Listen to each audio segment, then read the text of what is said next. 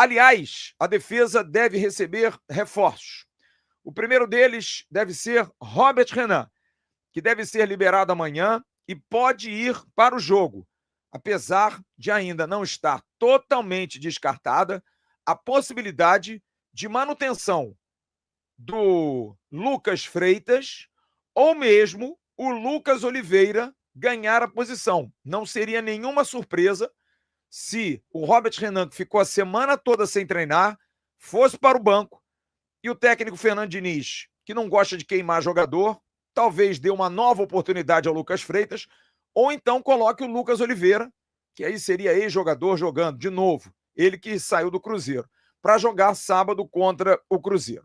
É claro que é um jogo em que vamos enfrentar, por exemplo, o Caio Jorge, que é um centroavante perigosíssimo, mas Fernando Diniz confia e tem que confiar no sistema defensivo que tem. É o que tem, não dá para brigar contra a realidade, são os zagueiros. O Maurício Lemos é um zagueiro que o Vasco não usa, que não está utilizando. Hoje o Vasco tem os dois Lucas, o Freitas e o Oliveira, tem o Robert Renan e o Cuesta. São 4 zagueiros. E vai com eles, pelo que parece, até o final, porque o Hugo Moura pode ser improvisado. O Hugo Moura ontem, inclusive, jogou de quarto zagueiro boa parte do jogo. Foi quando o Bahia perdeu o Jean Lucas expulso, o Diniz tirou o Lucas Freitas, passou o Hugo Moura para a zaga e colocou o David lá na frente. Fez uma mudança radical no time apenas com um recuo de um volante. Então, são esses os zagueiros que o Vasco tem. Então, existem essas dúvidas na zaga, porque você tem o Robert Renan voltando mais uma semana com o processo de protocolo de concussão, a pancada que ele tomou no jogo do Flamengo. Será que voltaria como titular absoluto depois de uma semana parado, sem nenhuma atividade? É uma dúvida. O Lucas Freitas foi mal ontem, foi inclusive substituído. E o Lucas Oliveira entrou pelo lado esquerdo na partida com o Flamengo, entrou de novo ontem, não comprometeu, aliás, contra o Flamengo fez uma partida muito boa. Então essa é uma dúvida. Qual seria o companheiro do Cuesta na zaga? Uma outra novidade que o Vasco pode ter, e essa foto é de hoje, é Tietê.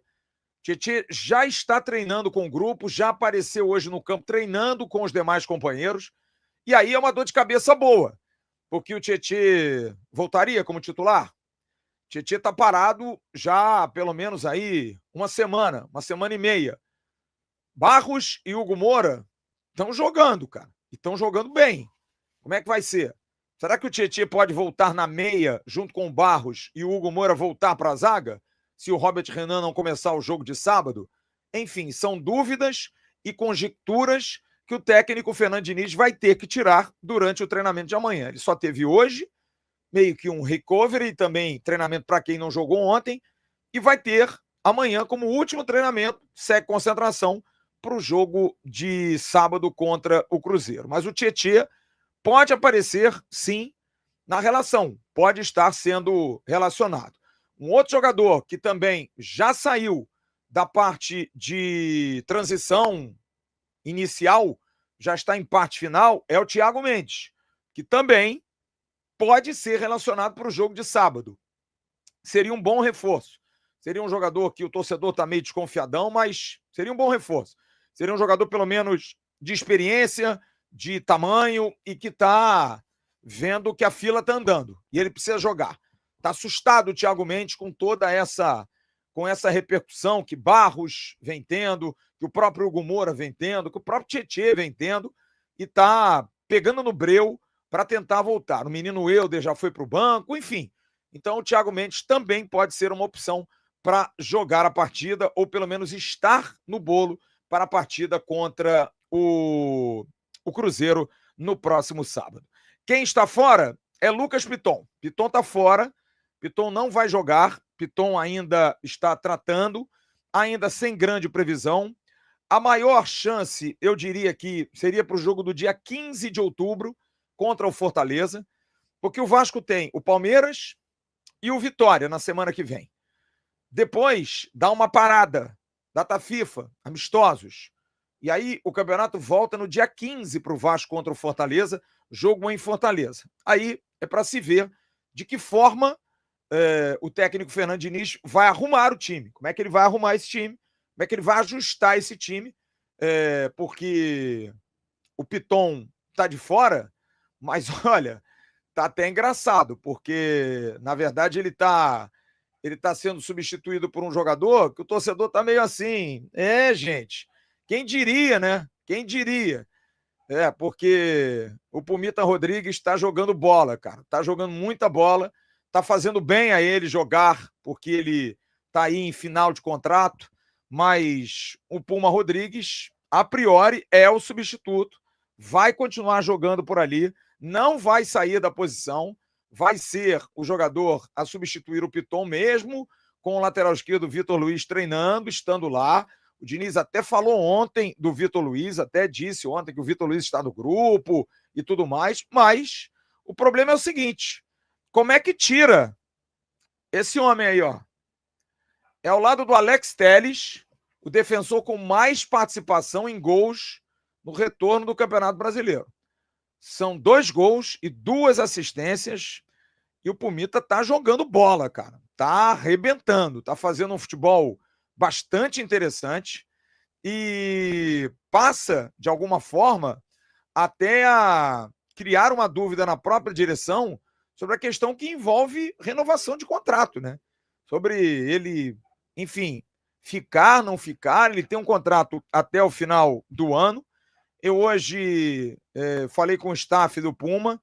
O empresário dele, Marcel Giannichini, não é de dar entrevistas, mas confirma que até agora não teve nenhum papo para a permanência do Pumita, mas está disposto a sentar e conversar. O Puma gosta do Vasco, o Puma quer ficar no Vasco, porém, depende de conversa. Tem que conversar. Quanto mais tempo passar, mais talvez ele se valorize. E também mais o risco, se você não antecipar alguma coisa, ele já assinar um pré-contrato, porque ele já podia ou já pode assinar pré-contrato com qualquer equipe, qualquer time. Enfim, o presidente do Nacional de Montevidéu me disse no meio do ano que haveria interesse da volta dele. O Puma quer jogar para ir à Copa do Mundo ano que vem. Tem sido convocado, mesmo não jogando no Vasco. Até falei isso ontem, não sei se é a escassez de jogadores no Uruguai na posição ou porque gostam muito dele. O Puma tem uma vantagem, que o Puma é um jogador polivalente. Ele jogou ano passado semifinal de Copa do Brasil como ponta, jogou em quartas de final de Copa do Brasil como ponta contra o Atlético do Paraná e jogou para burro. Jogou de lateral esquerdo agora e tem jogado bem. Já jogou de zagueiro. Poucas pessoas lembram, na pré-temporada em Punta del Este, o Puma Rodrigues chegou a ser improvisado como volante. Chegou a jogar como volante. Então ele é um cara muito polivalente, é lateral direito. Na lateral direita não agrada às vezes tanto, porque é um jogador que defensivamente ele é frágil, mas ofensivamente sempre foi muito bom. Enfim, é um jogador bastante interessante. E o Pumita falou ontem, depois do jogo, na zona mista, onde estava o nosso querido Diego Monteiro, e falou sobre essa questão de jogar de lateral. O gringo está animado de poder permanecer como lateral e está completamente adaptado, querendo ajudar o Fernando Diniz. Vamos ouvir Puma Rodrigues. Con Fernando, ele me falou que queria a posição. Infelizmente o Piton machucou, aí teve que entrar. Acho que estou fazendo bons jogos. Já tinha jogado ali também no Uruguai. E vamos adaptando também na posição e a gente, o importante é que a gente ganhe e saia abaixo da tabela, que é o que hoje queremos. É isso. O Puma está ali por um pedido do Fernando Diniz e está ajudando. E hoje ele vai ser o titular. Ele jogou 5 partidas como titular. Contra o Corinthians, ele foi titular e não foi bem. Contra o Botafogo, ele foi titular e não foi bem. Contra o Atlético, até foi bem, né? Entrou no segundo tempo, na verdade, no lugar do Piton. E fez ali, né, uma fumaça. Contra o Ceará, ele foi titular. Contra o Flamengo, ele foi titular. Na verdade, ele foi titular em 5 jogos. Corinthians, Ceará, Flamengo, Bahia e Atlético Mineiro, que foi a estreia dele jogando na lateral. E o Botafogo, ele entrou no segundo tempo. Tá crescendo. Ele contra o Flamengo fez um bom jogo, ontem voltou a fazer um bom jogo e os números estão aí. Em termos de assistência, em termos de gols, é um cara que tem uma chegada na área. O gol que ele fez ontem contra o Bahia, quase que ele fez contra o Flamengo. Quase, quase. Ele é muito bom nesse tempo de bola, é uma arma que o Vasco tem. não pode abrir. É um jogador, por exemplo, que bate pênaltis com maestria. Tecnicamente, o Puma é muito bom, é muito interessante. Então, é um jogador que vai ser mantido na lateral esquerda. Como diria um amigo meu, ema, cada um com os seus problemas, né? Que fique resolvido aí o Fernando Diniz de botar o Piton ou botar o Puma Rodrigues. Se o Piton voltar, vai ter que jogar muita bola.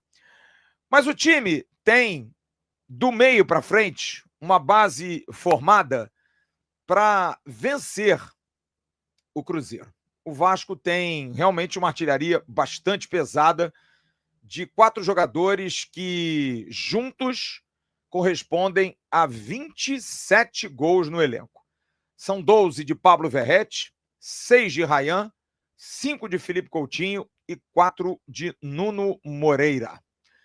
O português é um dos menos artilheiros, mas é um dos melhores em termos de assistências. Esse número divulgado pelo SofaScore deixa bastante claro que o Nuno Moreira é um jogador que participa quando faz gols ou quando dá assistências. Amigo, o Vasco não perde. Quando ele faz um gol ou quando ele dá assistências no Campeonato Brasileiro, o Vasco não perde. Portanto, é um jogador que a gente tem que torcer para fazer gol, porque o português que quase ficou fora de ontem por um problema no tornozelo, numa pancada que ele levou domingo no jogo do Flamengo, e ontem, inclusive, pouca gente viu, ele sofreu um pênalti também, uma bola que ele domina na entrada da área. Mais uma vez, seu Rezende vem lá e dá um trampaço nele, dá uma tesoura maldosa. A bola até sobra para o Coutinho na frente, que se embola com a bola, mas foi pênalti em cima dele. E o português é um jogador muito bom. É um grande acerto da gestão de futebol do Vasco, diante de alguns erros, mas com certeza o Nuno Moreira é um dos grandes acertos. É um jogador bastante interessante. Então, pode não ser o maior artilheiro de todos esses 4, mas é fundamental nas vitórias do Vasco, com as assistências que dá, e os números estão exatamente aí. Português está confirmado para o jogo de sábado, e ao lado dele há uma expectativa muito grande para um jogador que a gente já vem falando disso aqui há algum tempo.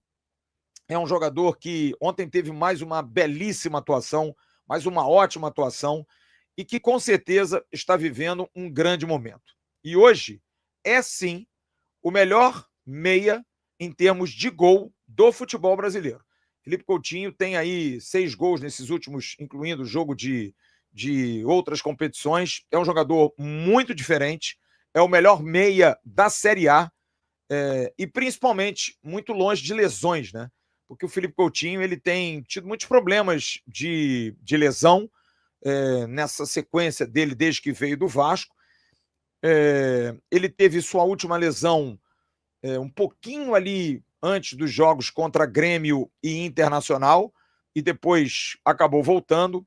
E já são 9 jogos no Campeonato Brasileiro e 4 na Copa do Brasil, 13 jogos em sequência, que é a melhor sequência de Felipe Coutinho jogando com a camisa do Vasco desde que ele voltou. Em 2024, ele fez 18 jogos, ok, que foi um semestre, e em 2025 ele já tem 39 jogos, 11 gols marcados. Jogador que está vivendo uma fase muito boa, também de extremo talento, de muita qualidade, e que está fazendo gols. Tem sido muito importante nesses jogos últimos que o Vasco tem feito. Bom, são 2 armadores que completam, que são como arcos. Mas e as flechas, hein? As flechas estão lá na frente. E uma das ótimas notícias para o torcedor do Vasco, desse quarteto que estará junto no jogo contra o Cruzeiro, é que essa fera vai voltar. Rayan está de volta, o jogador que está aí entre os 2 maiores artilheiros desse momento do Vasco. Ele que tem 6 gols no Brasileiro, 1 assistência, tem 4 gols na Copa do Brasil em 8 jogos. É um jogador que cumpriu suspensão na partida de quarta-feira e vai entrar no lugar do Andrés Gomes. Está vivendo um ótimo momento. É um atacante aí que pode ser um atacante de 40 milhões de euros, né?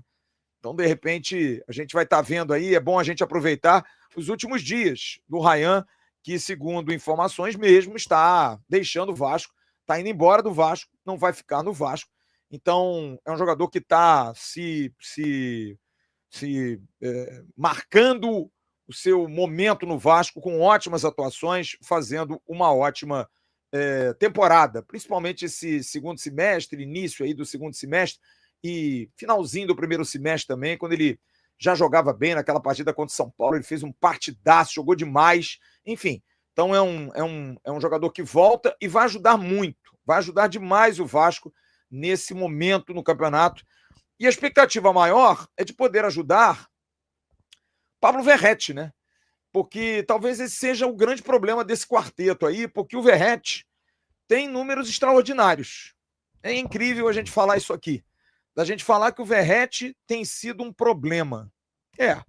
Porque ele é o artilheiro do Vasco, ele é o artilheiro do Brasil. Vou colocar aqui os números. Ele está com 24 gols e vai enfrentar, inclusive, o vice-artilheiro do Brasil, que é o Caio Jorge, o menino Caio Jorge do Cruzeiro, com 20 gols. O Verratti, em 2024, ele alcançou 23 gols. A temporada não acabou e ele já tem 24 gols. Quer dizer, está vivendo a melhor temporada da carreira dele. A melhor temporada da carreira dele. 12 gols no Brasileiro, 1 na Copa do Brasil, 5 na Sul-Americana e 6 no Campeonato Carioca. Mas, mesmo assim, apesar de todo esse momento de dúvida dele, ele está 4 jogos sem marcar, mas ele é impressionante. E isso precisa ser reconhecido, porque o Pablo Verratti está para bater, se nada acontecer até sábado, e não acontecerá, um recorde dele, pessoal. Ele vai fazer sua partida de número 124 pelo Vasco e vai superar o número de jogos dele pelo Belgrano, o clube onde ele mais jogou em toda a carreira. Ele chegou em 2023 e já fez desde lá 57 gols e deu 7 assistências.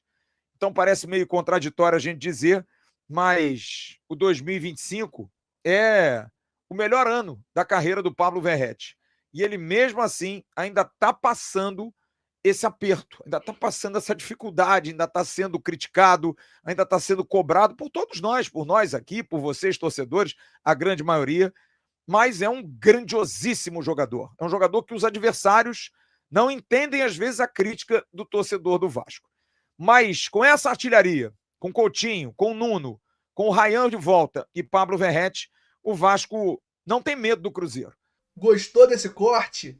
Então se liga nesses aqui que eu tenho certeza que você também vai se amarrar. Agora se inscreve aqui no canal AV+, que é o canal oficial de cortes da plataforma Atenção Vascaínos.